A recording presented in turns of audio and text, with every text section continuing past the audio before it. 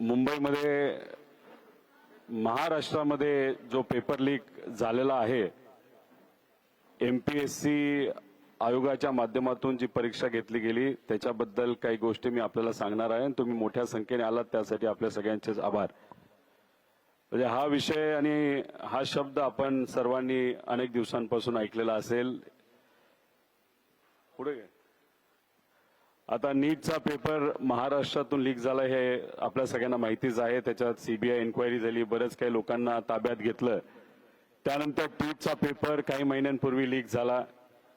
आता drugs इन्स्पेक्टरचा paper leak झाल्याची माहिती समोर येत आहे, जी मी आपल्या सर्वांसमोर मांडेल.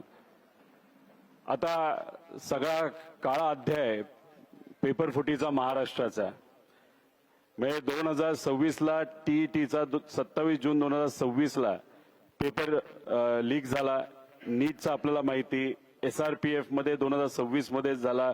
एसईसी केमिस्ट्री 24ला जलसंधारणचा फुटला. त्यानंतर सार्वजनिक बांधकाम विभाग 23ला.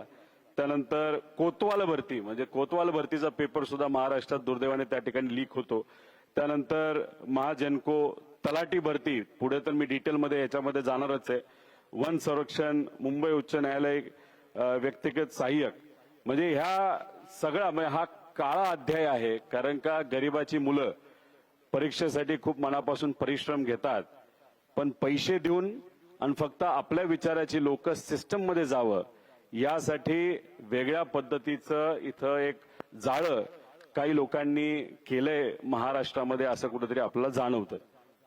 आता मी तुम्हा सर्वांना एफडीएच्या अंतर्गत औषध निरीक्षक याचा जो पेपर फुटला होता याच्याबद्दल काही गोष्टी सांगणार आहे. एकतर औषध निरीक्षकचं काम काय असतं आपल्या सगळ्यांना माहिती. एफडीएच्या अंतर्गत चांगला प्रामाणिक अधिकारी असेल, तुकाराम मुंडेंचं काम तुम्हाला सगळ्यांना माहिती, अतिशय चांगल्या पद्धतीचं काम ते सुरू केलेलं आहे. पण ते वरच्या लेवलचे झाले. त्यांच्या खाली जर अधिकारी चांगला असेल तर तो चांगलंच काम करू शकतो. पण जर पैसे देऊन एखादा पेपर विकत घेऊन पैसे देऊन जर एखादा औषध निरीक्षक झालेला अधिकारी असेल तर एक तर तो पैसे वसूल करायचं पहिलं बघेल. त्यानंतर मग तिथं ज्या पद्धतीचं काम केलं गेलं पाहिजे ते त्याकडनं होणार नाही. आणि मग औषध निरीक्षक या पदावर जर पैसे देऊन एखादी व्यक्ती गेली तर किती मोठ्या अडचणी येऊ शकतात हे जर आपल्याला बघायचं असेल तर इथं बघा, एक कप सिरप ट्रॅजेडीमध्ये 22 गरिबांची मुलं तिथं मेली.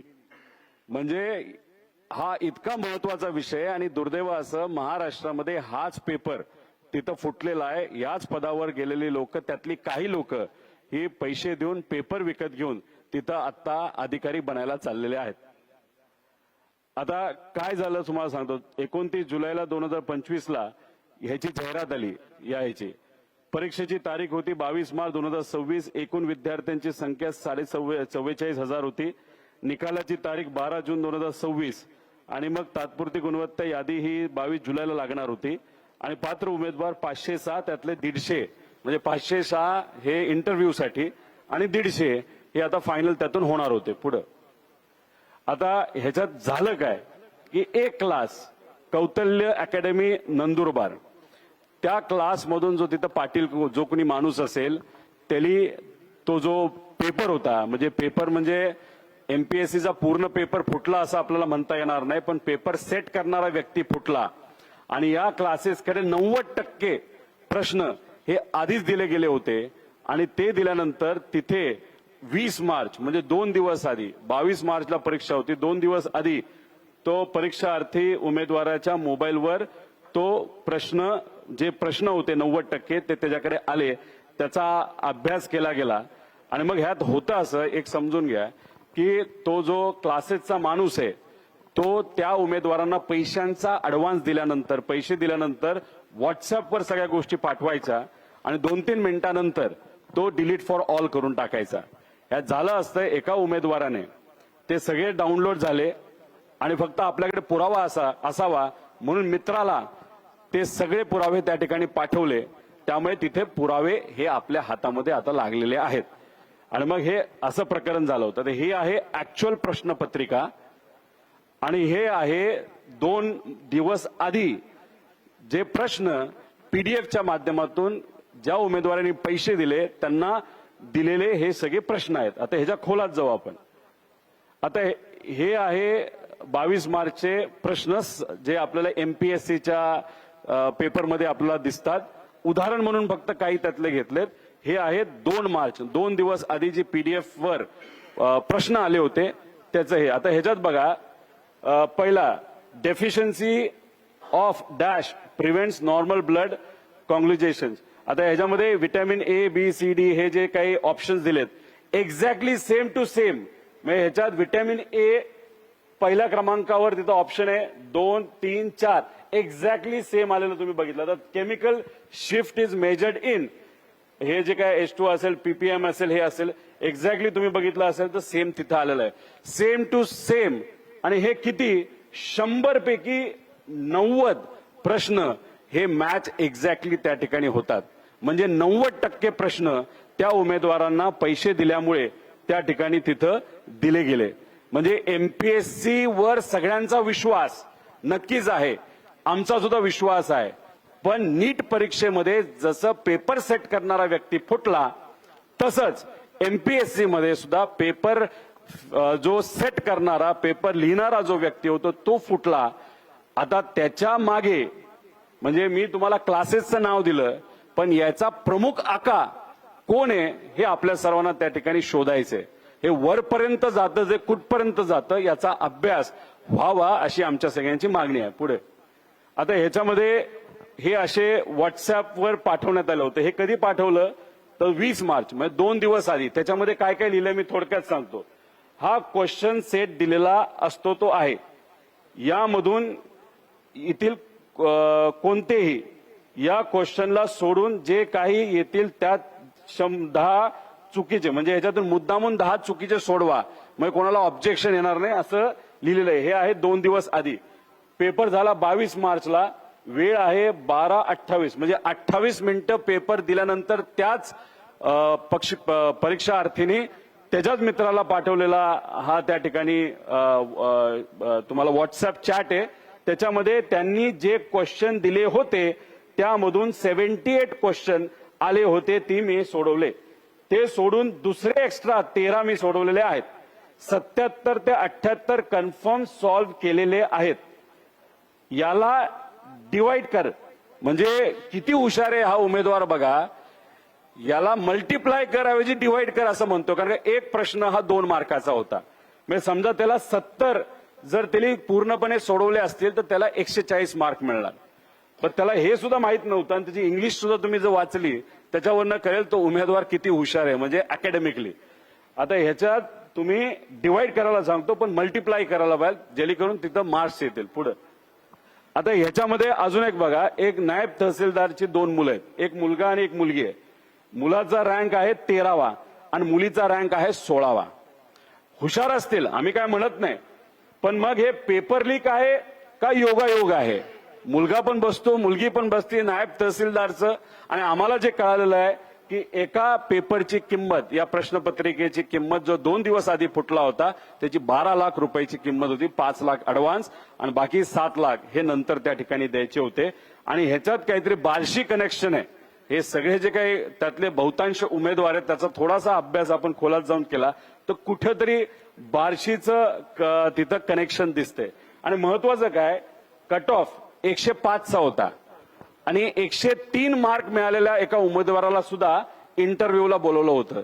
हे का बोलवलं, कोणामुळे बोलवलं, कोणाचा दबाव होता, कोणाकडनं प्रेशर दिलं गेलं का, ह्याच्यात वेगळे व्यवहार झाले हे सुद्धा त्या ठिकाणी आपल्याला बघावं लागेल. पुढे आता ह्याच्यामध्ये काय काय बघायचंय, अकॅडमिक कमी असेल पण स्पर्धा परीक्षेत चांगली कामगिरी करून जातात असे उदाहरणे तसं बघितलं तर फार कमी असतात. म्हणजे 10वीत फार काटाली पास झालाय, 12वीत एकदा नापास झालाय, एकदा पास झालेला आहे आणि तो एमपीएससी मध्ये खूप भारी करतो, असे फार 1% खालचे उदाहरणं आहेत.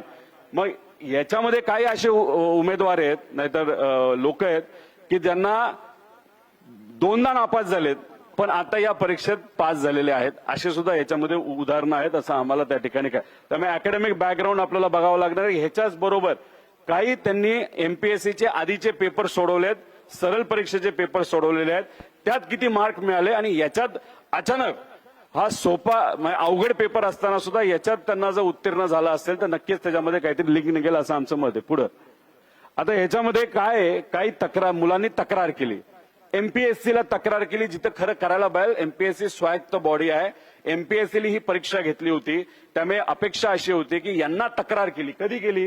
ही 21 जुलैला केली. रिझल्ट आला कदाचित 24 जुलैला, म्हणजे किती दिवस आधी, 2 ते 30 दिवस आधी, रिझल्टच्या आधी तक्रार केली एमपीएससीला. आतापर्यंत कुठलंही उत्तर हे दिलं गेलं नाही आणि जेव्हा त्यांना त्या ठिकाणी विचारलं जातं तेव्हा ते म्हणतात की तुमच्यावर पोलिसांची कारवाई करू, तुम्हाला उचलू, तुम्हाला हे करू ते करू. म्हणजे एमपीएससी हे विद्यार्थ्यांचं असणारं संस्था आणि तिथले अधिकारी त्यांना धमक्या देत आहेत की तुमच्याकडे बघू आणि हे करू. तर हे चुकीचे. अजूनपर्यंत एमपीएससी कडनं उत्तर आलेलं नाही. एफडीए चांगले, तुकाराम मुंडेंचं काम आता तिथं चांगलंय, लगेच त्यांनी तिथं उत्तर दिलं, पण ते तसं काय करू शकणार नाहीत. त्यांनी जास्तीत जास्त तो सगळा विषय हा एमपीएससी कडे दिलेला आहे. एमपीएससी कडनं अजून त्या बाबतीत कुठलंही उत्तर आलेलं नाही. पोलिसांनी प्रश्नच आहे, अजून काहीच केलं नाही. स्वायत्त बॉडी कसं करायचं, काय करायचं, आता तो आम्हाला फारच चांगला अनुभव आलेला आहे. अजितदादांच्या बाबतीत सुद्धा इथं सुद्धा तसंच काहीतरी झालंय असं आपल्याला म्हणावं लागेल. पुढं आता ह्याच्यामध्ये आमच्या मागण्या काय आहेत, आयोग आणि एफडीएने संबंधित प्रकरणी तात्काळ चौकशी करावी, तात्काळ एफआयआर दाखल करण्यात यावा, त्यानंतर स्क्रीनशॉटचे तात्काळ फॉरेन्सिक ऑडिट करण्यात यावं. म्हणजे तो जो पाटील कोण जे आहे कुठल्या तरी त्या अकॅडमीचा, सगळी त्याची डाउनलोड करावं लागतील, कारण बरेचसे त्यांचा संवाद तो डिलीट केलेला आहे. त्यामुळे डाउनलोड केल्यानंतर सगळी माहिती येईल. जो नंबर आम्ही देणार आहोत ते तुम्ही डाउनलोड करा, जो उमेदवार आहे जो पास झालाय त्याची तुम्ही तिथे डाउनलोड करा आणि ह्याची पूर्णपणे शहानिशा त्या ठिकाणी करण्याची जरूरत आहे. आता आम्ही लिहिलंय तर सीबीआयकडे तुम्ही तपास द्या, कारण सीआयडी कडनं अपेक्षा आपण करू शकत नाही. सीआयडीचा फार चुकीचा अनुभव आम्हा सगळ्यांना अजितदादांच्या बाबतीत त्या ठिकाणी आलेला आहे. आणि दोषींवर आणि संबंधित अधिकाऱ्यांवर तत्काळ कारवाई करावी. पूर्ण चौकशी झाल्याशिवाय फायनल रिझल्ट आणि जॉईनिंग देऊ नये अशी आमच्या सगळ्यांची त्याच्यामध्ये मागणी. याच्यात काही प्रामाणिक मुलं आहेत ज्यांनी कष्ट करून अभ्यास करून पास झालेत, पण काही ठराविक लोकांनी पैसे देऊन पास झाल्यामुळे या सगळ्यांवर आक्षेप आम्ही सगळेजण त्या ठिकाणी घेत आहोत. पुढे आता ह्याच्यामध्ये तुम्ही बघा, म्हणजे आता तो विषय महत्वाचा होता. ह्याच्यात आम्ही तलाठी भरतीबद्दल बोललो होतो. तुम्हाला आठवत असेल, मी अनेक वेळा तो मुद्दा तुमच्या मदतीने सुद्धा लोकांपर्यंत मांडला होता, अधिवेशनात मांडला होता आणि आम्हाला धमकी हे त्यावेळेसचे जे रेव्हेन्यू मिनिस्टर होते विखे पाटील साहेब, त्यांनी धमकी दिली होती की रोहित पवारवर कारवाई करू, एफआयआर करू. बाकीच्या विषयात एफआयआर दुर्दैवाने होत नाही, पण माझ्यावर एफआयआर करायला हे मोठे मंत्री साहेब त्या ठिकाणी गेले होते. 25 ते 30 लाखाचा व्यवहार या तलाठी भरतीमध्ये एका पेपरमध्ये झाला असं आम्ही म्हणत होतो. त्याच्याच बरोबर आम्ही पुरावे दिले, कोट्यावधी रुपयाचा भ्रष्टाचार झाला, हे सगळं त्या ठिकाणी आम्ही सांगून, पण सरकारने आमचं ऐकलं नाही, आमच्यावरच एफआयआर करायला निघाले होते. मग आम्ही गेलो मुख्यमंत्री साहेबांकडे. मग मुख्यमंत्री साहेबांकडे गेल्यानंतर त्यांनी सांगितलं की आमच्याकडे पुरावे द्या. आम्ही दिले पुरावे, मुलांनी पुरावे दिले. पुढे घ्या ना, पुरावे द्या म्हणाले, आम्ही दिले पुरावे. पुरावे देऊन सुद्धा त्या बाबतीत काय नाही झालं. मग त्याच्यात तर एका कुठल्या तरी उत्तरामध्ये त्यांनी सांगितलं मीडियाने ह्या खोट्या बातम्या छापल्यात, मीडियावरच हक्कभंग आणायला पाहिजे असं त्यांनी त्या ठिकाणी सांगितलं. आता बघा, हे सगळं आम्ही मांडलं, आम्हाला वेड्यात काढलं, मुलांना वेड्यात काढलं, मीडियाला वेड्यात काढलं, पण पुढे जाऊन काय झालं बघा. पुढे घ्या, ही सगळी मुलं, त्यातली काही मुलं गेली मॅटमध्ये आणि मॅटमध्ये गेल्यानंतर सुनावणी झाली, सगळे पुरावे त्या ठिकाणी बघितले आणि सगळे पुरावे बघितल्यानंतर मॅटली सांगितलं की याच्यामध्ये 62 घोटाळेबाज तलाठी भरती घोटाळ्यात सापडले आहेत. म्हणजे याच्यात घोटाळेबाज सापडले म्हणजे पेपर हा फुटला होता. एका पेपरच्या पाठीमागे 40 ते 50 लाख रुपये दिले गेले होते, घेतले गेले होते. खूप मोठा भ्रष्टाचार त्या ठिकाणी झालेला आहे. 2 महिन्यापूर्वी हा निकाल मॅटली दिलाय. 3 महिने मॅटली या सरकारला दिलेले आहेत याच्यावर ऍक्ट करण्यासाठी. आणि त्यांनी हेही सांगितलं 62 पर्यंत हा विषय थांबणार नाही, याच्यापेक्षा जास्त आकडे असू शकतात, हे मॅटली सांगितलेलं आहे. मग मॅटली सांगितलं, आता पुरावा आम्ही देऊन तुम्ही मान्य करत नव्हता, आता फडणवीस साहेबांना आम्ही विचारतो, घ्या पुरावा आणि काय करता तुम्ही सांगा. ऑगस्ट एंड पर्यंत तुम्हाला या बाबतीतलं उत्तर द्यायचंय.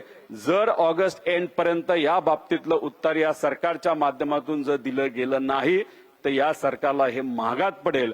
10 लाख विद्यार्थी या परीक्षा त्या ठिकाणी देतात. हे 10 लाख विद्यार्थी रस्त्यावर आल्याशिवाय राहणार नाही. ऑगस्ट अखेरपर्यंत काय हे इन्व्हेस्टिगेशन करतात हे आम्ही सर्वजण तिथं बघणार आहोत. आणि थातूर मातूर इन्व्हेस्टिगेशन जर केलं गेलं, जसं थातूर मातूर उत्तर आम्हाला अधिवेशनामध्ये दिलं गेलं, मीडियामध्ये या सर्व नेत्यांनी त्या ठिकाणी दिलं गेलं, असं थातूर मातूर इन्व्हेस्टिगेशन या बाबतीत झालं तर मग हे या सरकारला महागात पडेल.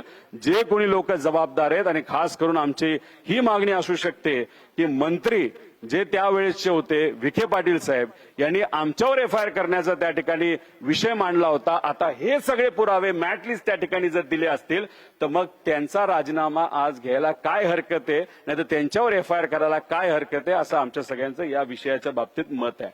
त्यामुळे आता टीईटी पेपर फुटी, म्हणजे देवेंद्र फडणवीस साहेबांनी सांगितलं की टीईटीचा पेपर पहिल्यांदा हा महाविकास आघाडीच्या काळामध्ये फुटला, म्हणजे हे हास्यास्पद होतं. म्हणजे देवेंद्र फडणवीस साहेबांना शब्दाचा खेळ करता येतो असं कुठेतरी आपल्याला म्हणावं लागेल. खरं तर टीईटीचा पहिला पेपर 2018 मध्ये फुटला होता, तेव्हा ते स्वतः तिथं मुख्यमंत्री होते, आणि परत आत्ताच्या 2 महिन्यापूर्वी तो तिथं फुटला होता. आता ह्याच्यामध्ये प्रतीश देशमुख, अभिषेक सावरीकर, शिक्षक उपसंचालक तुकाराम सुपे हे सगळे लोक आता जे 2 महिन्यापूर्वी पेपर फुटला त्याच्यामध्ये सुद्धा आहेत असं आम्हाला कळतंय. आणि हा जो सुशील खोडवेकर हा पण कोणाच्या संबंधित हे आपल्या सगळ्यांना बघावं लागलं. आणि अभिषेक सावरीकर हा कोणाचा पैसा मॅनेज करतो, कोणाच्या जवळ आहे, कोण त्याचे लाड पुरवतात, क्लिस्टर क्लिअर संबंध कोणाबरोबर आहेत हे खऱ्या अर्थाने आता आपल्याला बघायची आहेत. आणि अधिकाऱ्याचा मुलगा मंत्रालयामध्ये त्याचा मोठ्या प्रमाणात वावर होता. जेव्हा दुसऱ्यांदा टीईटी घोटाळा झाला म्हणजे 2 महिन्यापूर्वी, तेव्हा हे सगळे सोशल मीडिया अकाउंट हे एका रात्रीत डिलीट केले. तेव्हा आम्ही प्रश्न विचारला होता, याला तुम्ही का पकडत नाही, याच्यावर तुम्ही का चर्चा करत नाही, याचं इन्व्हेस्टिगेशन का करत नाही. पण याच्या मागे कोणतरी खूप मोठा व्यक्ती असं आपल्याला म्हणावं लागेल. नीट पेपर, महाराष्ट्राचा पेपर फुटला हे आपल्या सगळ्यांना माहिती. काय झालं, युवा जेव्हा रस्त्यावर येतो तेव्हा सरकारला अहंकार हा बाजूला ठेवून आता अहंकारी सरकारला झुकावं लागतं, हे आपण सगळ्यांनी त्या ठिकाणी बघितलेलं आहे. पुढं एसआरपीएफचे डिटेल आहेत, त्याच्याशी पेपर फुटीचे जलसंधारणचे आहेत, हे सगळे डिटेल्स जर तुम्हाला पाहिजे असेल तर आम्ही देऊ. पुढं आता याच्यामध्ये आम्ही काय म्हणालो होतो की पेपर सातत्याने फुटतायत, तुम्ही पेपर फुटीसाठी कायदा आणा. आम्ही बोलून बोलून फार थकलो. आम्ही विनंती केली, देवेंद्र फडणवीस साहेबांना भेटलो, आम्ही गव्हर्नर साहेबांना भेटलो, आम्ही ह्यांना भेटलो, त्यांना भेटलो, अधिवेशनात बोलण्याचा प्रयत्न केला, पण आमचं कुणी तिथं ऐकत नव्हतं. आणि मग शेवटी जे आपल्या देशाचे प्रेसिडेंट आहेत त्यांनी एक अध्यादेश काढला की आता या देशामध्ये पेपर फुटीवर कायदा आला पाहिजे. आणि त्यानंतर आपल्या सरकारने एक थातूर मातूर कायदा आणला, त्याचं आम्ही स्वागत केलं. पण त्याच्यामध्ये बदल व्हावेत अशी आमची मागणी होती, कारण इतर राज्यातले लोक सुद्धा याच्यामध्ये असल्यामुळे त्याच्यात काही त्रुटी होत्या, त्या भरून काढण्यासाठी आम्ही त्यांना विनंती करत होतो. त्यासाठी आम्ही म्हणजे मी स्वतः प्रायव्हेट बिल आणलं होतं. आणि त्याच्यात मुद्दा काय होता, तर मुद्दा फास्ट ट्रॅक कोर्टचा होता. म्हणजे मोदी साहेब आज जे म्हणतायत या युवांनी आंदोलन केल्यानंतर, ते आम्ही आधी म्हणत होतो फास्ट ट्रॅक कोर्ट आणणं फार महत्वाचं आहे. पण अजूनपर्यंत आमचं प्रायव्हेट बिल प्रत्येक अधिवेशनामध्ये मांडलं जातं, पण त्याच्यावर दुर्दैवाने आम्हाला चर्चा करून दिली जात नाही. का? कारण का सगळ्यात जास्त पेपर कधी फुटले असतील जेव्हा भाजपचं सरकार आहे तेव्हा फुटलेत. आणि आज सुद्धा भाजप महायुतीचं सरकार असल्यामुळे त्यांना कुठल्याही परिस्थितीमध्ये ही जी काय जाळं त्यांनी विणलेलं आहे त्याच्यातून भ्रष्टाचार केला जातो, आपल्या विचाराच्या लोकांना बसवलं जातं, आणि सामान्य परिवारातल्या गरीब मुलं जे क्लासेस लावून कष्ट करून दिवसाला एक जेवण खाऊन जे शिकण्याचा प्रयत्न करतात, सरकारी नोकरीमध्ये जाण्याचा प्रयत्न करतात, यांच्यावर जो अन्याय होतो तो कुठेतरी या लोकांना तसाच चालू राहावा अशी कदाचित इच्छा असावी. आता हे परत एकदा हिवाळी अधिवेशनामध्ये मुद्दा येणार आहे. आता बघू त्यावेळेस आम्हाला त्या ठिकाणी बोलायला देतात का नाही देत. पुढे म्हणजे महत्वाचं काय की 45 लाख विद्यार्थी एमपीएससीच्या परीक्षा, वेगळ्या वेगळ्या परीक्षा तिथं देत असतात. एमपीएससी हे जे आयोग आहे हे अतिशय महत्वाचा, सगळ्यांचा विश्वास असणारा आयोग आहे. याचा पेपर जर फुटला असेल, नाही तर पेपर सेट करणारा व्यक्ती जर फुटला असेल, ते अतिशय घातक आहे. कारण का बहुतांश परीक्षा याच्यातून घेतल्या जात असतील तर विद्यार्थी आता टेन्शनमध्ये आहेत की येणाऱ्या काळामध्ये ज्या एमपीएससीच्या अंतर्गत परीक्षा घेतल्या जाणार आहेत त्याच्यामध्ये सुद्धा असाच जर भ्रष्टाचार झाला, असाच जर पेपर फुटला तर खूप मोठ्या प्रमाणात अन्याय होऊ शकतो. त्यामुळे या एमपीएससीच्या बाबतीत ही कीड कशी लागली याचा कुठेतरी त्या ठिकाणी अभ्यास हा आपल्याला करावा लागेल. आणि तिथे असणारे अध्यक्ष जे आलेत त्यांच्यावर आमचा आक्षेप नाही, आम्ही अजून काही बोलत नाही, फक्त चर्चा एवढीच आहे की ते अध्यक्ष नवीन आल्यापासून हे सगळे प्रकरण का वाढलीत असा आमचा प्रश्न आहे. त्याच्याच बरोबर ऑनलाईन परीक्षा होऊ नये, ती ऑफलाईन असावी अशी आमच्या सगळ्यांची मागणी असताना मुद्दामून ऑनलाईन घ्यायची हा अध्यक्षांनी का हट्ट धरला हे कुठेतरी त्या ठिकाणी आपल्याला बघावं लागेल. अध्यक्षांच्या इतिहासामध्ये सुद्धा कुठेतरी जावं लागेल. त्यांचं कॉलेज कुठलं होतं, कोणाला ते सिनियर होते, कुठल्या कुठल्या डिपार्टमेंटमध्ये त्यांनी काम केले, कोणाचे ते ओएसडी होते पूर्वी. त्याच्याच बरोबर जेव्हा ते आपल्या परिवहन विभागामध्ये होते त्यांचं प्रतिमा कशी होती, आयटी विभागामध्ये तिथं असणारा जो सेक्रेटरी असतील त्यांनी त्यांच्याबद्दल काही कंप्लेन, लिखित कंप्लेन या अध्यक्षांच्या बद्दल त्यावेळेस 2023-22 त्यावेळेस दिली होती का, याचा कुठं ना कुठेतरी त्या ठिकाणी आपल्याला अभ्यास करावा लागेल. कारण का असंच चालत राहिलं तर कर्णिक घोटाळा 97 मध्ये तो झाला होता आणि त्यानंतर कधीही एमपीएससी मध्ये कुणी ऑब्जेक्शन घेतलं नव्हतं, असं कुठंच चुकीची घटना घडली नव्हती. दुर्दैव असं 97 नंतर आता ही चर्चा सुरू झाली आणि पहिल्यांदा 97 नंतर हा दुर्दैवाने एमपीएससीचा पेपर फुटलाय. हे अतिशय दुर्दैव आहे आणि त्याचमुळे आम्ही सगळ्यांना सांगतोय की एमपीएससी मध्ये हे जे काय घडले ते फार डेंजरस आहे. याच्यावर दखल सरकारला, आयोगाला आणि सगळ्यांनाच त्या ठिकाणी घ्यावी लागेल. पुढे आता हे बोलत असताना मुद्दा एवढाच आहे की आम्ही एमपीएससी कडे म्हणजे आता एक तर तुकाराम मुंडे साहेबांना आम्ही 2 वाजता भेटणार आहे. एमपीएससीच्या कार्यालयामध्ये आम्ही त्या ठिकाणी जाणार आहोत. तिथं आता आम्हाला अध्यक्ष वेळ देतील, सेक्रेटरी वेळ देतील का तिथं वॉचमॅनलाच भेटावं लागेल हे आम्हाला सांगता येणार नाही. पण आम्ही एमपीएससीच्या कार्यालयाला पुढच्या काही तासांमध्ये त्या ठिकाणी जाणार आहोत. त्याच्याच बरोबर हे जे काही तलाठी भरतीबद्दल आम्ही बोललो, ऑगस्ट एंड पर्यंत वेळ आहे, आम्ही तिथपर्यंत शांत बसू, त्यानंतर आम्ही शांत बसणार नाही. ऑनलाईन परीक्षेबद्दल आम्ही आक्षेप घेतलेला आहे.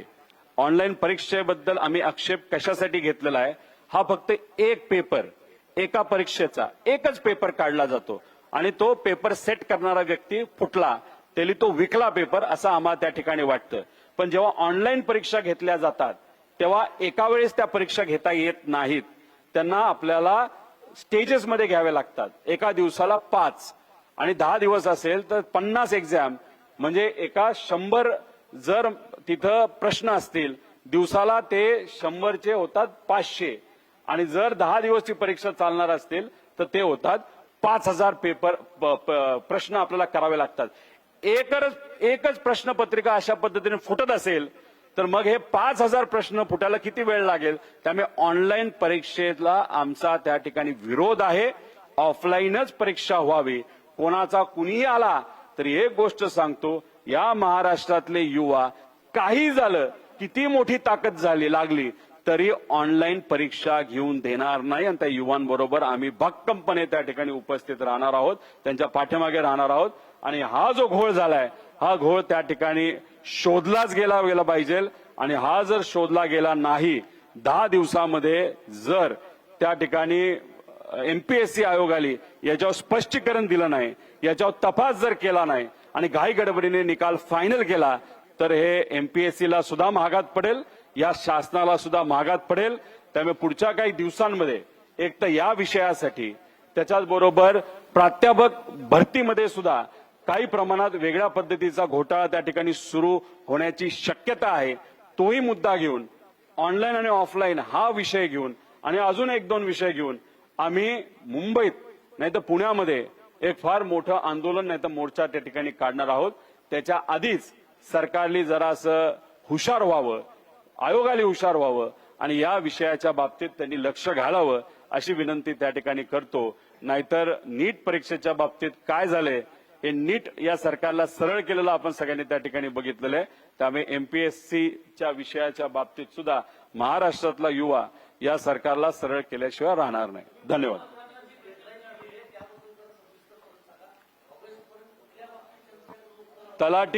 तलाठी भरतीच्या बाबतीत जे आम्ही म्हणत होतो की पुरावे आहेत, पुरावे आम्ही देतो, तुम्ही द्या, आम्ही दिले.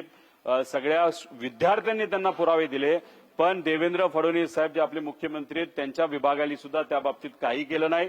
त्यावेळेस जे महसूल मंत्री आहेत विखे पाटील साहेब, त्यांनी तर आमच्यावर कारवाई करायचं सांगितलं, त्यांनी त्या बाबतीत केलं नाही. मग हा विषय गेला मॅटमध्ये, आणि मॅटमध्ये हे सगळे विद्यार्थी गेल्यानंतर त्या मॅटली जो निकाल दिलाय त्यात 62 लोकांनी घोळ केलाय. हे मॅटली सरळ सरळ सांगितलेलं आहे आणि हा आकडा वाढू शकतो. आणि मॅटली 3 महिन्याची मुदत ही सरकारला दिलेली आहे, त्यातले 2 महिने झालेत. ऑगस्ट एंड पर्यंत तलाठी भरतीचा विषय आहे. 10 लाख विद्यार्थी पेपरसाठी बसले होते. 150 कोटी रुपये या महाराष्ट्र सरकारने त्याच्यामधून त्या ठिकाणी कमवलेले आहेत. आणि त्याच्यात टीसीएस कंपनी होती, टीसीएस वर सुद्धा मॅटली ताशेरे ओढलेले आहेत. आणि आता ऑनलाईन परीक्षा घ्यावी यासाठी जो हट्ट सरकार करत आहे त्यात सुद्धा टीसीएसच आहे. त्यामुळे या सगळ्या गोष्टीला आमचा विरोध आहे. त्यामुळे जे तलाठी भरती त्याचा निकाल, त्याचा जो इन्व्हेस्टिगेशन आहे अजून एका महिन्यात त्यांना द्यायचं, तो एक मुद्दा. पण तो होऊस तर आम्ही थांबणार नाही. आम्ही या एमपीएससी परीक्षेमध्ये हा जो घोटाळा झालेला आहे औषध परीक्षेच्या बाबतीत, तिथं नक्कीच पुढच्या 10 दिवसामध्ये सरकारकडनं, आयोगाकडनं जर आम्हाला स्पष्टीकरण आलं नाही तर या विषयासाठी, ऑनलाईन ऑफलाईन परीक्षेसाठी, प्राध्यापक भरती विषयासाठी आम्ही 100% रस्त्यावर पुढच्या 10 दिवसामध्ये आल्याशिवाय राहणार नाही.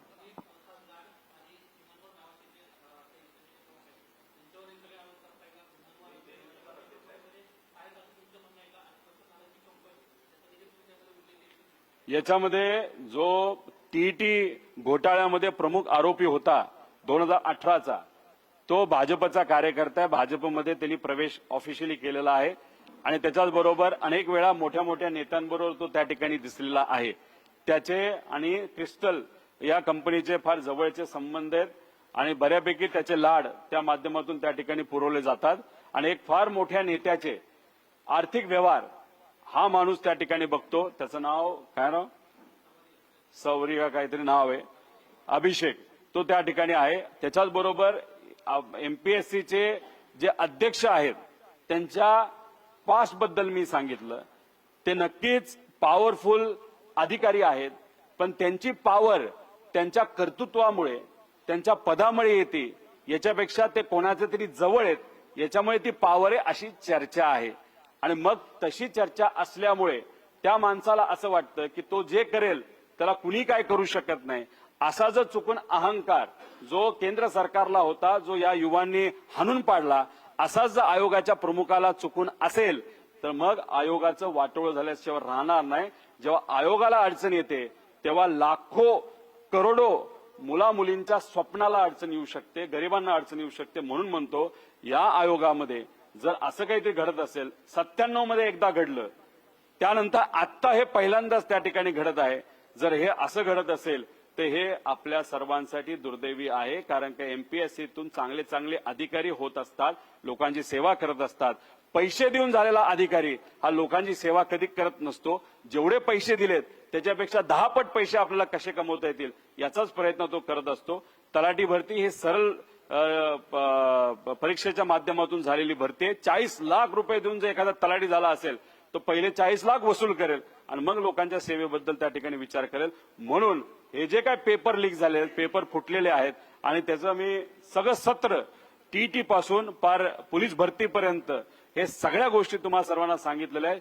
हे या सरकारमध्ये फार चुकीच्या पद्धतीने त्या ठिकाणी सुरू आहेत. आणि मी फक्त आत्ताच सांगतोय असं नाही, आतापर्यंत या विषयामध्ये आम्ही बोलत आलेलो आहे. पण जेव्हा एमपीएससीचा पेपर फुटला, हे म्हणजे जागा होण्याची वेळ त्या ठिकाणी आली आहे असं आमचं सगळ्यांचं मत आहे.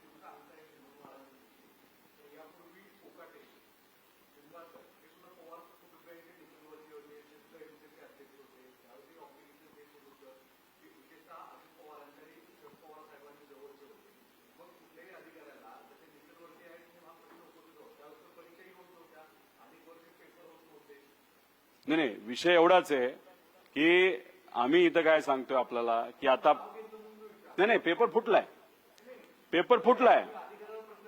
ते जे कोणी अधिकारी होत नाही, कोकाटे साहेब असतील, निंबाळकर साहेब असतील, हे सगळे असतील, त्यावेळेस पेपर फुटला अशी चर्चा तर नव्हती. एमपीएससीचा पेपर होत नव्हते असं आपण म्हणत असता तर कदाचित आपल्याला पुरावे सकट आम्ही तिथे देऊ. त्यांच्या काळामध्ये किती पेपर झाले, किती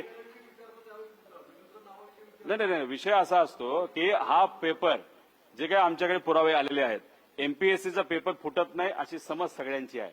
आणि आत्ता तो पेपर फुटलाच.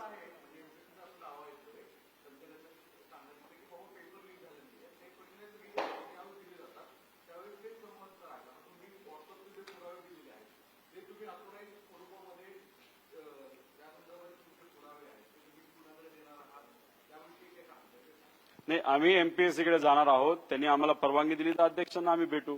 अध्यक्ष नसतील तर जो दुसरा कुठला अधिकारी असतो त्यांना भेटू. आणि जर कुणीच भेटायला तयार नसेल तर वॉचमॅनला भेटू. आम्ही तिथं जाणार आहोत. नाही, विषय एवढाच आहे की हा मुद्दा विद्यार्थ्यांनी मांडला होता पेपरचा रिझल्ट येण्याच्या 2 दिवस आधी. पण दुर्दैव असं एमपीएससीकडनं कुठलंही उत्तर त्याला दिलं गेलं नाही. आणि मग जेव्हा विद्यार्थ्यांवर अन्याय होतो तेव्हा काही लोकांना हा विषय हातात घ्यावा लागतो. तो विषय आता आम्ही हातात घेतलेला आहे. त्यामुळे एमपीएससी या बाबतीत काय करते हे आपल्याला बघावं लागेल.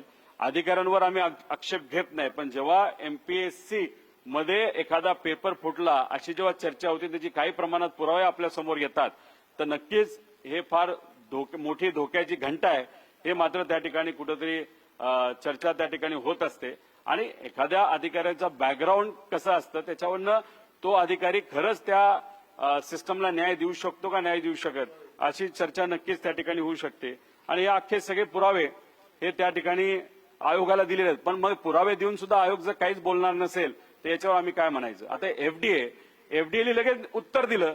लगेच त्यांनी तिथं तपास हा लवकरात लवकर व्हावा असं लगेच त्याच दिवशी सांगितलं. पण एमपीएससीने अजूनपर्यंत जर उत्तर दिलं नसेल तर मग याच्या खोलात खऱ्या अर्थाने जाण्याची जरूरत आहे असं आमचं सगळ्यांचं मत आहे.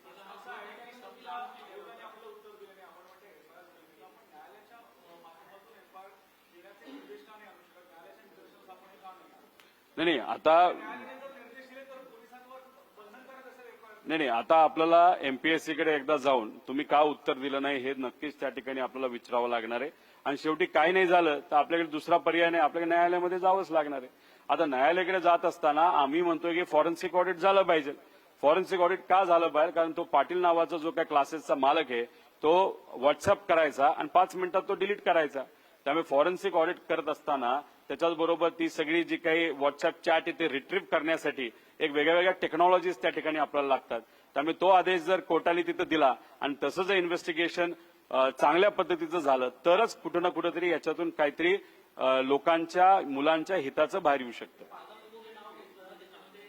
ते नंदुरबारला एक क्लास आहे त्याचे ते ओनर असावेत असं दिसतंय. कौतिल्य फाउंडेशन.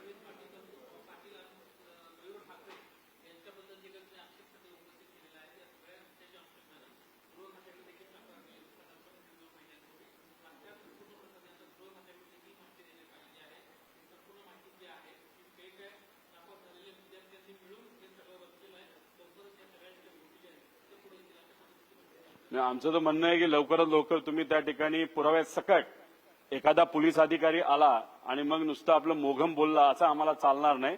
तुम्ही फॉरेन्सिक ऑडिट केली का, त्यानंतर तुम्ही चॅट रिट्रीव्ह केली का, चॅट रिट्रीव्ह केली तर कुठल्या एजन्सीकडनं केली, कशा पद्धतीने केली, हे सगळे पुरावे आम्ही त्या ठिकाणी मागणार आहे आणि त्यानंतरच आपण तिथं करणार आहोत. शेवटी कसं असतं की कुठल्या तरी व्यक्तीला वाचवण्यासाठी आता तुम्ही जे म्हणाला की इथं फक्त 90% प्रश्न मॅच झाले, एसआरपीएफ मध्ये तेच झालं होतं की तिथं 90% मॅच झालं तेव्हा कॅन्सल झालं होतं. तेव्हा इथं सुद्धा तसंच आपल्याला करायचं आमच्या सगळ्यांची मागणी आहे की इथं 90% प्रश्न मॅच होतील. म्हणजे कुठं ना कुठेतरी पेपर सेट करणाऱ्या व्यक्तीकडनं फुटला हेच मात्र त्या ठिकाणी आपल्याला कन्क्लूड करावं लागेल.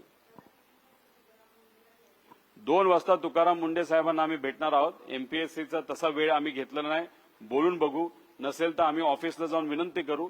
जसं मुलं जाऊन तिथं पत्र देतात, वाट बघतात, वेळ मिळाली तर भेटतात, तसं आम्ही प्रयत्न करू. जर अर्धा 1 तास तिथं थांबून सुद्धा जर काय होणार नसेल तर आमच्याकडे असणारे पुरावे परत एकदा आयोगाला त्या ठिकाणी आम्ही देऊ.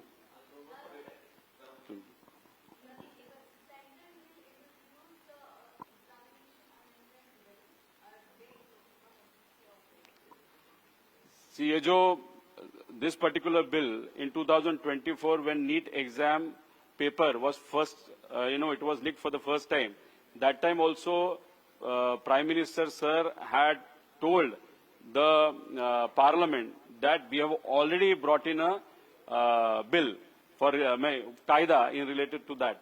But then nothing happened. Now, if that bill is being tabled, so we'll definitely welcome it. Because, it has to be properly implemented. The person who is going to be heading that particular agency is also a well-reputed person. So what we feel is that definitely is a welcome step. But now there are other issues to it, wherein the leader of opposition, Mr. Rahul Gandhi ji, will definitely speak in Parliament about that issues.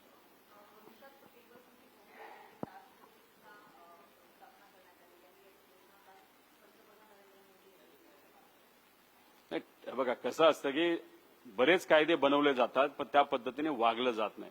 तसं बघितलं तर MPSC मध्ये सुद्धा कडक कायदे आहेत. एमपीएससीला कसं वागावं, कसं काम करावं, पण तरी पेपर फुटलाच.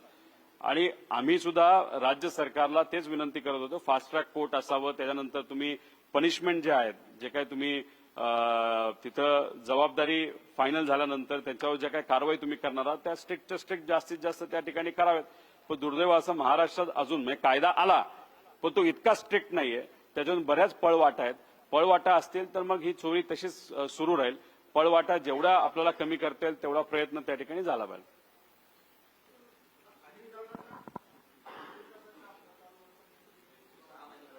28 तारखेला ती आम्ही ठेवली होती.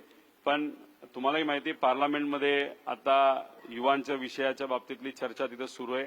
महाराष्ट्रामध्ये सुद्धा त्या बाबतीतली चर्चा सुरू आहे. त्यामुळे 2-3 दिवसांनी पुढे म्हणजे 30-31 मध्ये 1 तारखेला आम्ही त्या बाबतीतली पत्रकार परिषद मुंबईमध्ये घेणार आहोत.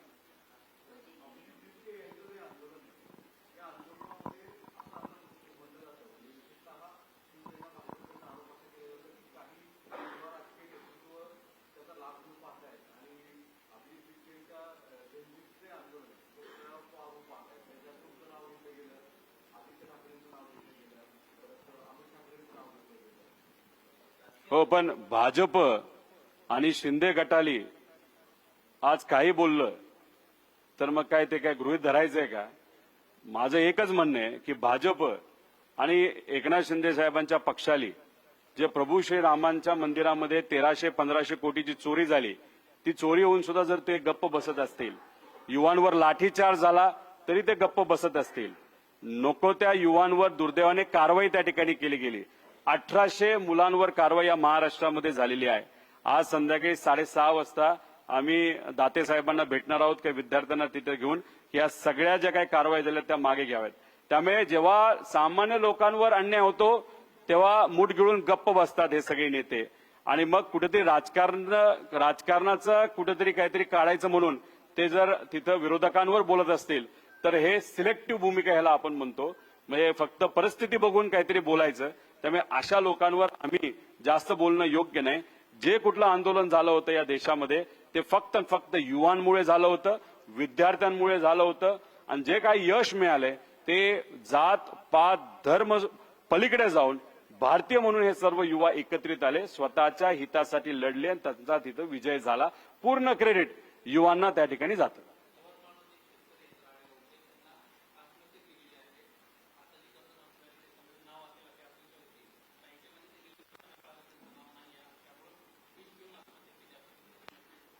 असं झालं असेल तर हे अतिशय दुर्दैव आहे. मला असं कळलं काही दिवसांपूर्वी 5000 शेतकऱ्यांची नावं डिक्लेअर केली. खरं तर त्यांनी प्रक्रिया अजून फास्ट करण्याची जरूरत आहे. या महिन्या अखेरपर्यंत सर्व शेतकऱ्यांना ती कर्जमाफी होणं हे अपेक्षित आहे. ते जर नाही झालं तर आम्हाला पर्याय राहणार नाही. आम्हाला परत एकदा शेतकऱ्यांना विश्वासात घेऊन तिथं आंदोलन करावं लागेल. जसा हा मुद्दा आहे कर्जमाफीचा, ज्यासाठी आम्हाला आंदोलन करावं लागलं, अधिवेशनात बोलावं लागलं आणि मग सरकारला शेतकऱ्यांच्या मागण्यांसमोर झुकावं लागलं. मान्य करून त्यांनी त्या सगळ्या अटी काढल्या. पण त्यांना लाभ देणं ते सुद्धा वेळेत देणं फार महत्वाचं आहे. त्याच्याचबरोबर धान उत्पादक शेतकऱ्यांना 2017ला शब्द दिला होता, अजूनपर्यंत तो पाळला गेला नाही. असे 1.5 ते 2 लाख धान उत्पादक शेतकरी आहेत, ते सुद्धा अजूनपर्यंत सरकारकडनं वाट बघत आहेत. अधिवेशन टू अधिवेशन वाट बघतात पण त्या बाबतीत अजूनपर्यंत काही झालं नाही. अधिवेशनात बोलत असताना हाही मुद्दा आम्ही त्या ठिकाणी मांडलेला आहे. पण दुर्दैव असं सरकारने अजूनपर्यंत त्याच्यावर सुद्धा कुठेही कारवाई केलेली नाही. नाहीतर त्याच्यावर सकारात्मक त्या शेतकऱ्यांना कुठं प्रतिसाद सुद्धा आतापर्यंत दिलेला नाही. त्यामुळे या महिन्या अखेरपर्यंत कर्जमाफी बिना अट कर्जमाफी जर सरकारकडनं झाली नाही तर मग शेतकरी शांत बसेल असं आम्हाला वाटत नाही.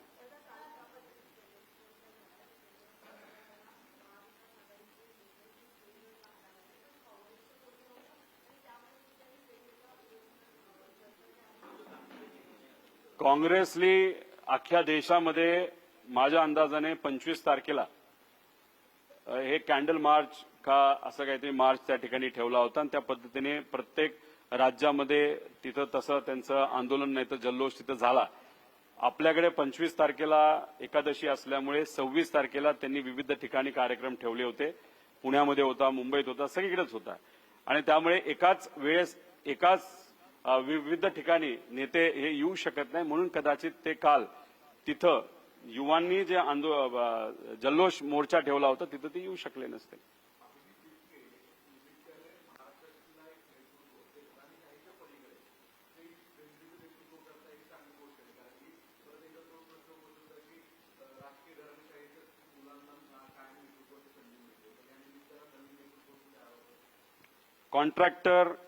कॉन्ट्रॅक्टरची मुलं, त्यानंतर काही माजी अधिकारी, नेत्यांची मुलं मुली यांच्यापेक्षा जर सामान्य परिवारातून काही लोक पुढे येत असतील तर स्वागत करण्यासारखीच गोष्ट आहे. आणि घराणेशाही असणारे लोक जर कर्तृत्वान नसतील, लोकांसाठी प्रामाणिकपणे रस्त्यावर येऊन जर लढणार नसतील तर मग लोकांना त्यांचा फायदा काय. त्यामुळे लोकांनी ठरवावं कोणाला पुढे घेऊन जायचं, कोणाच्या पाठीमागे उभं राहायचं. ही लोकशाही आहे. या आंदोलनाचा फायदा हाच होता की जातीपाती आणि धर्माच्या पलीकडे जाऊन लोक देशासाठी, आपल्या राज्यासाठी, स्वतःच्या हक्कासाठी एकत्रित आले आणि ते रस्त्यावर आले. त्यामुळे जर अधिवेशनामध्ये काही गोष्टी होत नसतील, पार्लमेंटमध्ये काही गोष्टी होत नसतील, त्याचं कारण तिथं रिप्रेझेंटेशन करणारे जे लोक आहेत ते सामान्य लोकांचं रिप्रेझेंटेशन न करता कुठेतरी पैसे देऊन दबाव तंत्राले नाहीतर ईव्हीएमच्या वेगळ्या वेगळ्या काही गोष्टी करून हे सत्तेत आलेले दिसतात. त्यामुळे जिथं कुठं मी गेलेलो आहे, युवांशी संवाद साधलेला आहे, त्यांचं स्वागत केलंय, त्यांचं अभिनंदन केलंय आणि त्याच्याबरोबरच हेही सांगितलेलं आहे की मतदार यादीमध्ये तुमचं नाव नसेल तर तुम्ही नोंदवून घ्या. एसआयआरच्या विरोधात पण तुम्ही बोला, डिलिमिटेशनच्या विरोधात तुम्ही त्या ठिकाणी बोला, पण मतदान करा आणि चांगल्या लोकांना निवडून द्या. त्यामुळे 29ला जो व्यक्ती लोकांसाठी लढत नाही त्या व्यक्तीला लोक निवडून देतील असं मला वाटत नाही. त्यामुळे भूमिका घेत असताना स्पष्ट रस्त्यावर उतरून सामान्य लोकांची भूमिका घेणं महत्वाचे आहे. एकदा हिकडं आणि एकदा तिकडं अशा पद्धतीने भूमिका घेणारे लोकांना लोक पाठबळ देतील असं आम्हाला वाटत नाही.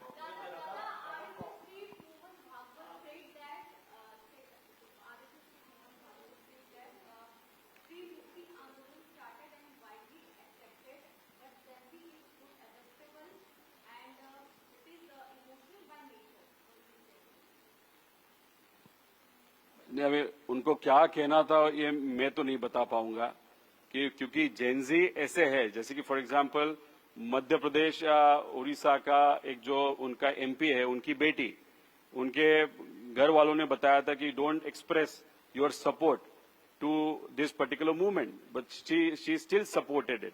Plus some other child of a minister of a Mahayuti government, he also supports this particular movement. So Gen Zs are different. Gen Zs and Yuva and youth are very different. They have their own opinions. But now if any leader of a particular party or any sangatna, if he says the Gen Zs are this and that, it doesn't matter. Gen Zs go by their own mind. So what he said will really not matter. As far as women reservation is concerned, Maharashtra was the pioneer. Now central government has already passed it. Everyone has supported it. Now this delimitation bill which they are going to bring, that is anti-constitution and anti-democracy.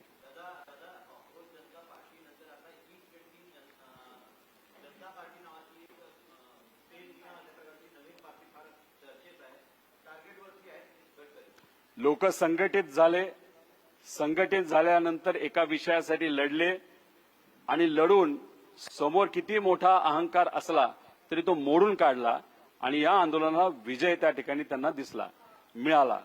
मग एकदा एवढं चांगलं मोठं आंदोलन केल्यानंतर आपल्या demand ज्या असतील, मागण्या असतील त्या मान्य केल्या जात असतील, तर जिथं कुठं लोकांना अडचणी येत आहेत ते लोक अशाच पद्धतीने रस्त्यावर येऊन तिथं मांडतील आणि त्यांची अपेक्षा असेल की ज्या पद्धतीने धर्मेंद्र प्रधानांचा राजीनामा घेतला तसंच उद्या जाऊन जो कुठला मंत्री असेल, नेता असेल, जो नीट वागत नाही, नाहीतर धोरण करत असताना एका बाजूचे धोरण म्हणजे एकाला दोघांना फायदा होणारे धोरण तिथं करतो, अशा लोकांच्या विरोधात सुद्धा उद्या जाऊन आंदोलन होऊ शकतं.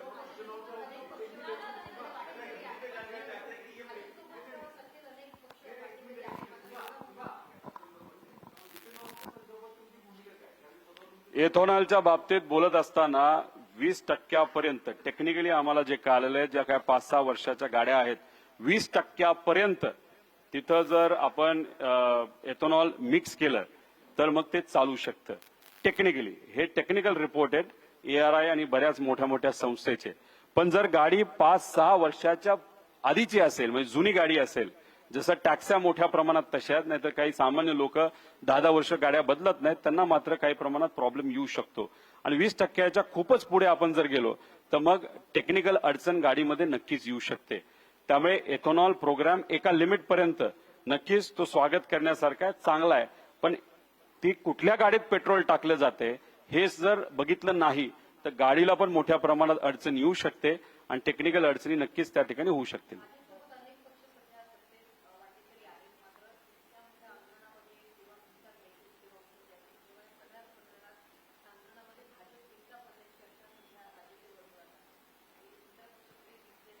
याच्या आधी भाजपने त्यांच्या मित्रपक्षाला एकटं पाडलं आणि या आंदोलनामध्ये जेव्हा भाजपवर सगळं शेकत होतं तेव्हा बाकीच्या त्यांच्या मित्रपक्षाने त्यांना एकटं पाडलं.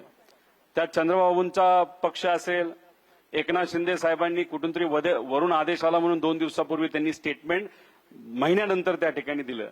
त्यामुळे कुठं ना कुठं तरी त्यांच्या मित्रपक्षांनी सुद्धा युवकांची भूमिका बघितल्यानंतर, जेनझीची भूमिका बघितल्यानंतर, ज्या पद्धतीने सोशल मीडियावर ते ट्रोल करतात आणि कोणालाच ते घाबरत नाही हे सगळं बघितल्यानंतर स्वतः मात्र चूप बसले आणि भाजपवर मात्र त्या ठिकाणी ते शेकत गेलं. कारण मंत्री हा भाजपचाच होता आणि अनेक वर्षांपासून मंत्री राहिलेला तो व्यक्ती होता धर्मेंद्र प्रधान.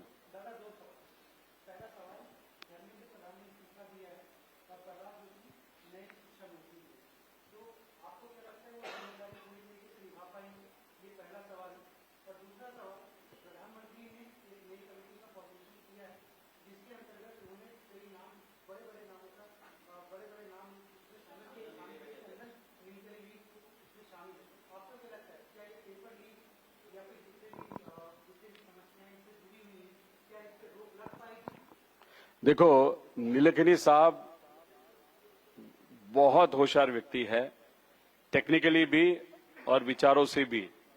जब उन्होंने आधार करने का वहां पे उन्होंने शुरुआत की थी, जब कांग्रेस का गवर्नमेंट था और आधार लाने का जो विचार कांग्रेस ने वहां पे प्रस्तुत किया था और उसके अध्यक्ष जब नीलकनी साहब को वहां पे किया था, तब मोदी साहब ने आधार का भी विरोध किया था और नीलकनी साहब का भी विरोध किया था.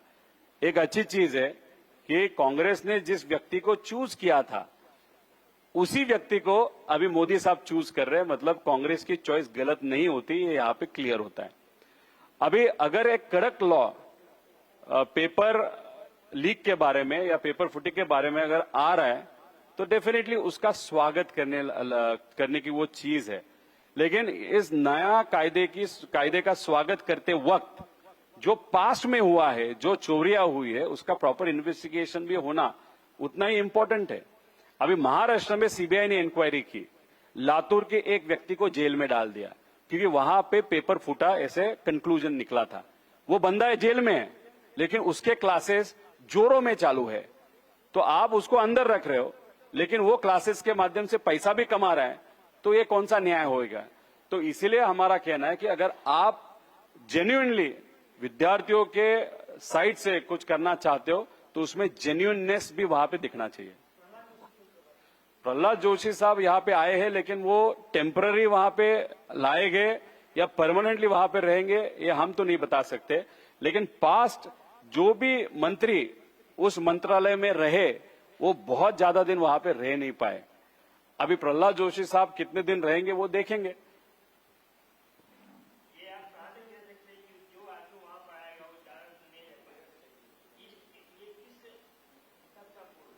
पास्ट हिस्ट्री पे। वहां पे जो मंत्री थे वो पूरे 5 साल वहां पे रहे नहीं, उनको चेंज किया गया। आप थोड़े भाजपा के ही इतिहास को थोड़ा सा देखिएगा।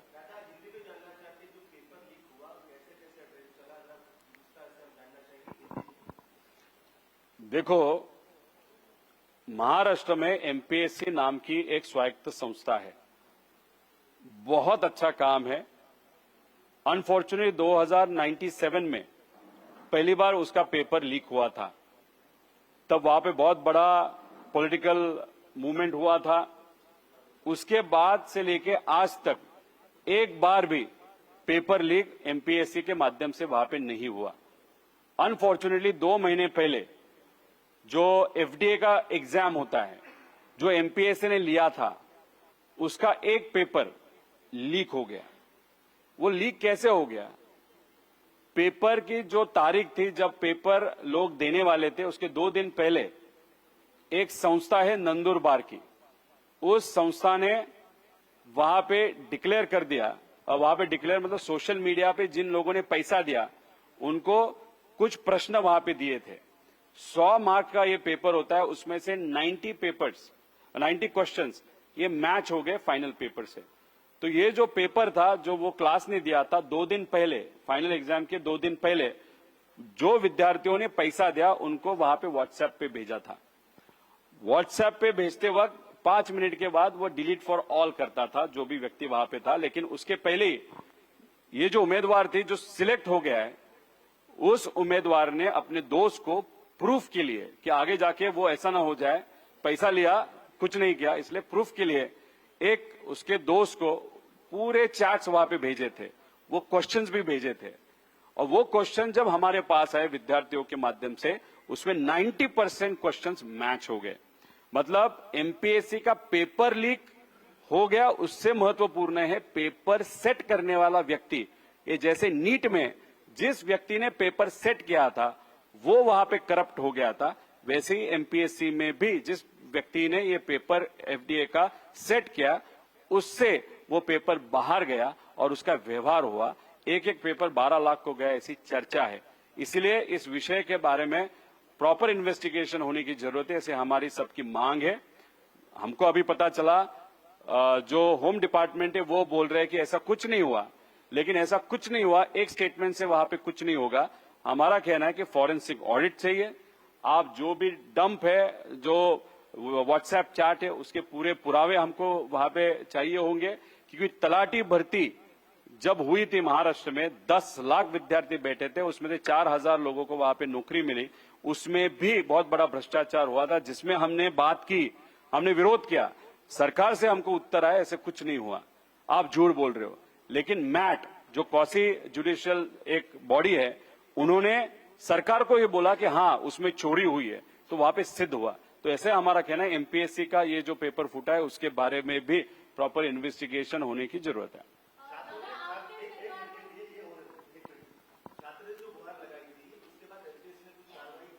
एमपीएससी ने कुछ भी वहां पे कार्रवाई नहीं की। उनको रिजल्ट आने के 2 दिन पहले ये पूरे प्रूफ वहां पे दिए गए, लेकिन अभी तक उनके हाथ से कुछ भी नहीं आया। जो हमने सुना है, वहां पे जो भी बच्चा जाता है उसको वहां पे बोला जाता है कि अगर आपने इस विषय को और ज्यादा परसू किया तो आपके ऊपर कार्रवाई की जाएगी। अभी बच्चों के ऊपर अगर दबाव तंत्र वहां पे हो रहा है, तो हम खुद कुछ घंटे बाद, 4 घंटे बाद वहां पे जा रहे हैं। हमको कैसे ट्रीट करते हैं, हम अगर हमारे साथ बात कर रहे तो हम पूरे प्रूफ वहां पे देंगे। अगर हमारे साथ बात नहीं करना चाहते तो ऑफिस में हम प्रूफ रख के आ जाएंगे।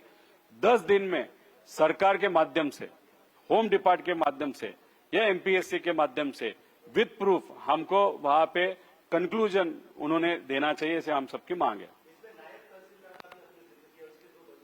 नहीं, उसमें देखो, वो शायद होशियार भी हो सकते हैं या पेपर लीक के कारण वो वहां पे आए होंगे। तो हमारा क्या है, ये कोइंसिडेंस है या पेपर लीक है या कष्ट है, ये जांच करने की जरूरत है।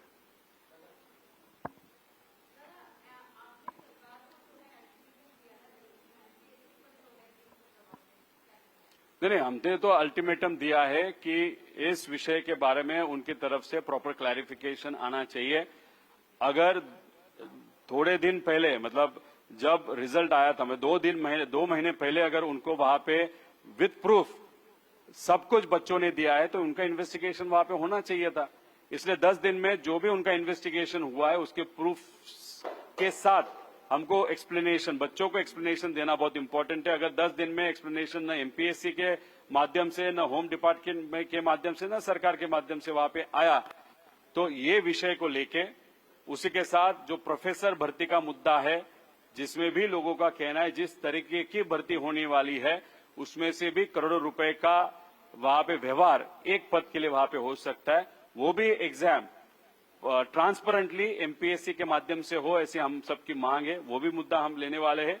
उसी के साथ ऑनलाइन ऑफलाइन का ये जो मुद्दा है, जिसके लिए सरकार के माध्यम से सिर्फ 1 साल की स्थगिति दी है, हमारा कहना है उसके परपेचुअल स्थगिति उस विषय को चाहिए, ऐसे हम सबकी मांग है। उस विषय के लिए आगे के 10 दिन में एक बहुत बड़ा मोर्चा मुंबई में नहीं तो पूना में हम वहां पे निकालेंगे।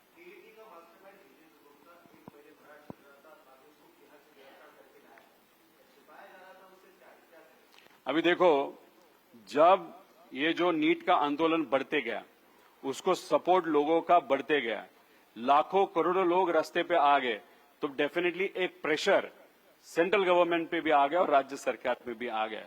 और राज्य सरकार को मालूम था कि ये टीईटी का मुद्दा डेफिनेटली बाहर आने वाला है, इसीलिए कोई बोलने के पहले जिस व्यक्ति को शायद छुपाया है या वो छुप रहा था, उसको उन्होंने पकड़ा। उसका हम स्वागत करेंगे, लेकिन सिर्फ पकड़ के कुछ नहीं होगा। जैसे कि लातूर के एक व्यक्ति को पकड़ा है जिसके बहुत सारे क्लासेस थे, वहां से पेपर लीक हुआ, वो अभी जेल में है। वो जेल में होने के बाद भी उसके क्लासेस अभी चालू है। तो इस तरीके का अगर वहां पे इन्वेस्टिगेशन सरकार के माध्यम से होने वाला है तो डेफिनेटली ये हम चलने नहीं देंगे। तो उसकी डिटेल में जाना पड़ेगा। 2018 में जो टीईटी एग्जाम लीक हुआ, पेपर लीक हुआ था, अभी का जो हुआ उसका भी कुछ न कुछ तो संबंध है, ऐसे हम सबका कहना है।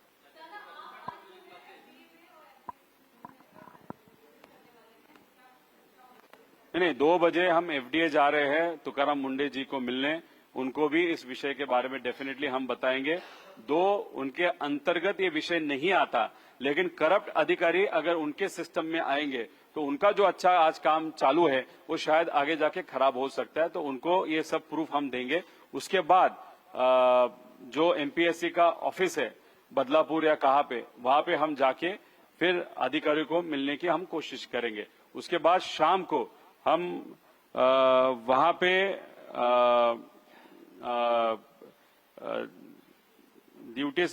यहाँ पे डीजीपी साहब को वहां पे मिलने वाले हैं।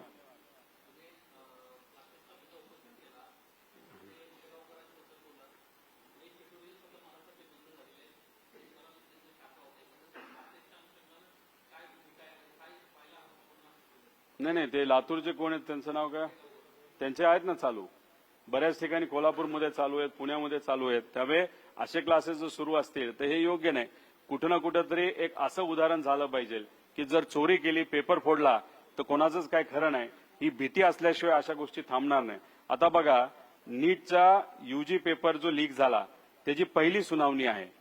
सीबीआयचा वकीलच आता आलेला नाही, म्हणजे न्यायालयाने नाराजगी व्यक्त केली। 3 ऑगस्ट म्हणजे सीबीआयचा वकीलच तिथे येत नसेल तर नीट या परीक्षेच्या बाबतीत, नाही तर या युवांच्या परीक्षेच्या बाबतीत हे सरकार किती सिरियस आहे हे आपल्या सगळ्यांना त्या ठिकाणी कळतं। त्यामुळे आज जी सुनावणी होती नीटची, याच्यात पहिल्या सुनावणीमध्ये सीबीआयचा वकील ऍब्सेंट आहे। 3 ऑगस्टची तारीख त्या ठिकाणी दिली आहे। याच्यावरूनच मी आपल्या सर्वांना सांगण्याचा प्रयत्न करतोय, हे जे सरकार आहे ते पैसे घेऊन, नाही तर आपल्या विचाराची लोक सिस्टम मध्ये यावीत यासाठी एवढ्या मोठ्या प्रमाणात हे फार नीट पासून राज्य परीक्षेमध्ये सुद्धा त्या ठिकाणी इथं मोठ्या प्रमाणात पेपर हे फोडले जातात, असं आमचं ठाम मत आहे।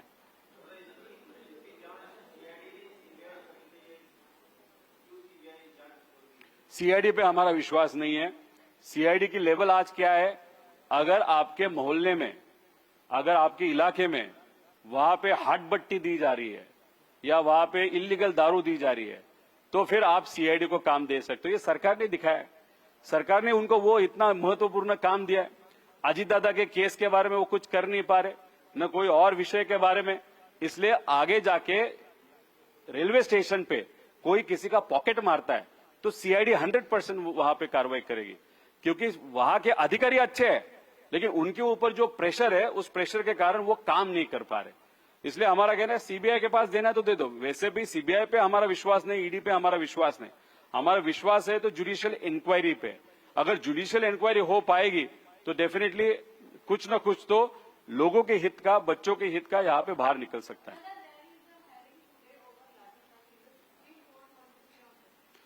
First of all,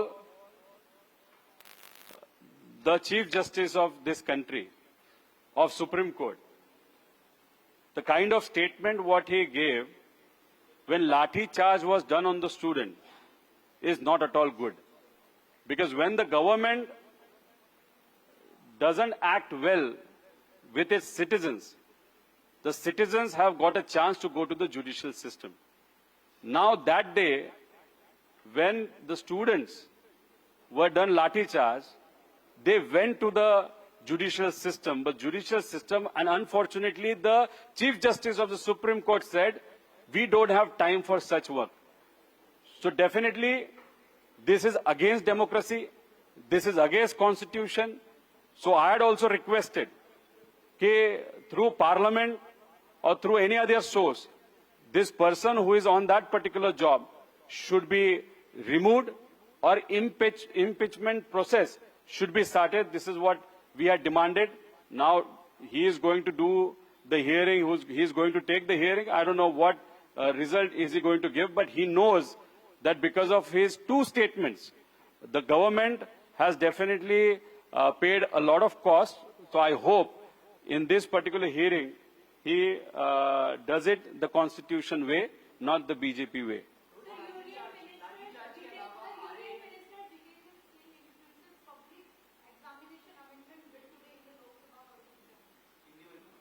नहीं, ये जो अभी बिल आया है उसी के तो बारे में चर्चा है। प्रधानमंत्री साहब ने भी वही बोला था, नीलकणी साहब को वहां पे हेड बनाया जा रहा है, उसका कोई विरोध करेगा ऐसे मुझे नहीं लगता। लेकिन जो चीजें हुई है, जिस तरीके से लाठीचार्ज बच्चों पे हुआ है, उसके लिए जो जो जिम्मेदार है उसका विषय पहला लेने की जरूरत है। ये बिल तो डेफिनेटली और 10 तारीख तक वहां पे पार्लियामेंट चलने वाला है, तो ये बिल वैसे भी कभी भी वहां पे पास हो सकता है। अभी आज क्या चर्चा होती है 12 के बाद, ये हमको देखना पड़ेगा।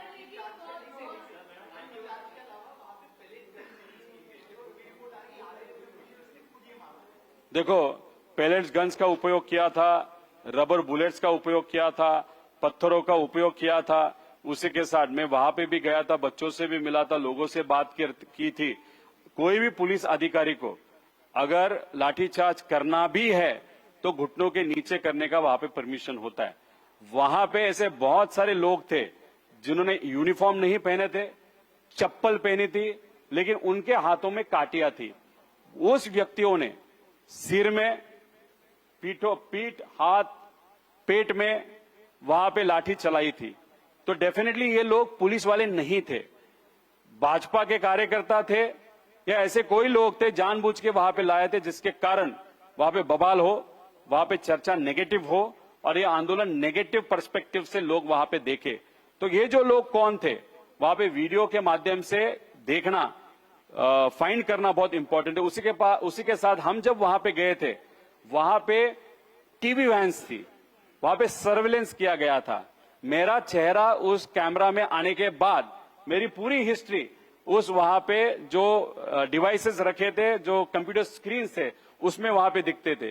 कोई भी सोशल मीडिया इन्फ्लुएंसर वहां पे जाता था, उसके बारे में इंफॉर्मेशन वहां पे आती थी। और हमको जो पता चला है, जो हम इस जेनजीज के सब अकाउंट देख रहे थे, उसमें कुछ highly expert, technical expert Gen Zs भी वहां पे थे। उन्होंने बहुत सारे ऐसे सिस्टम हैक भी किए, हमसे हमको पता चला।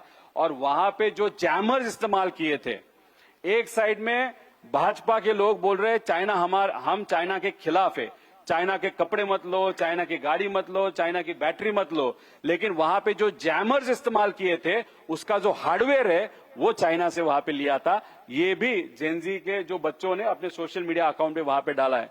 तो इसलिए ये जो चीजें वहां पे हुई थी वो टोटली नॉन कॉन्स्टिट्यूशनल है, डेमोक्रेसी के खिलाफ है। उसी के साथ 20 तारीख को लाठीचार्ज हुआ। 18 तारीख को पुलिस ने उनके बहुत सारे ऐसे जो गाड़ियां थी जो बंद पड़ी थी वहां पे लाई गई, उनको फोड़ा गया वहां पे पत्थर लाके रखे थे 2 दिन पहले, उनको स्टेज करना था कि वहां पे बच्चों ने पहले वहां पे पत्थर मारे, फिर हमने लाठी चार्ज किया। लेकिन ये युवा बहुत होशियार है, 18 तारीख को ये सब वीडियोस सोशल मीडिया पे डाल दे, उनका जो पुलिस का प्लान था वहां पे चौपट हो गया। ये युवाओं की ताकत है।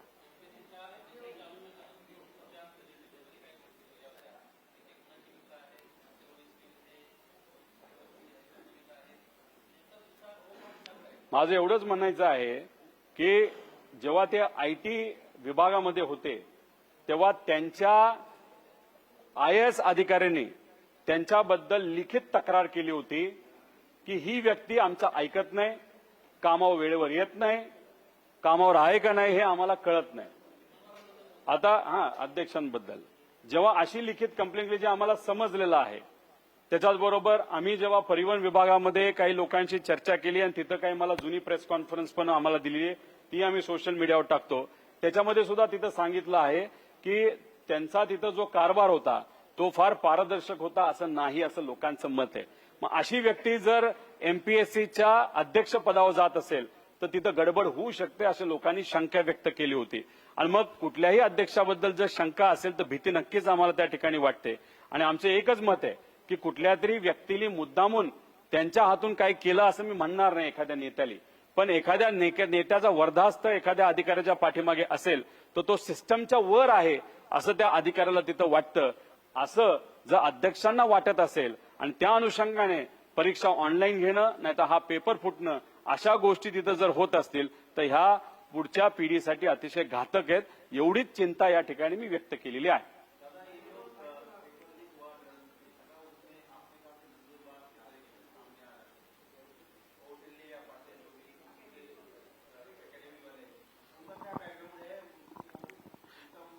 नहीं, उनके क्लासेस है, उनके क्लासेस का नाम क्या है ना, कौटल्य एकेडमी करके उसकी क्लास है।